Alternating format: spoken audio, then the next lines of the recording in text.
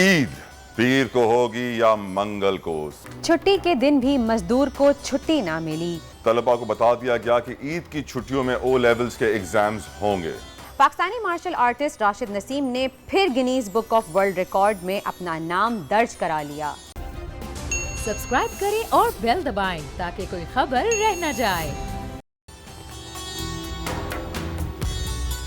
ईद पीर को होगी या मंगल को, वो सवाल जिसका है पूरे पाकिस्तान को बेसब्री से इंतजार।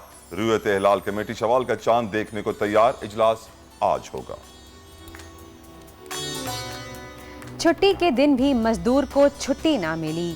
आज मजदूरों का आलमी दिन है। ईद की खुशियों में इन मजदूरों को भी याद रखें जो ज़राए माश की तलाश में घरों से दूर हैं। ईद पर भी तलबा इम्तिहानों की तैयारियों में मजबूर। तलबा को बता दिया गया कि ईद की छुट्टियों में ओ लेवल्स के एग्जाम्स होंगे।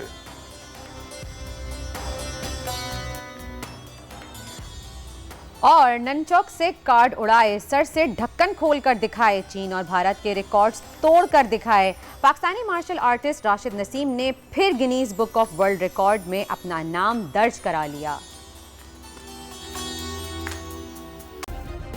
सब्सक्राइब करें और बेल दबाएं ताकि कोई खबर रह न जाए।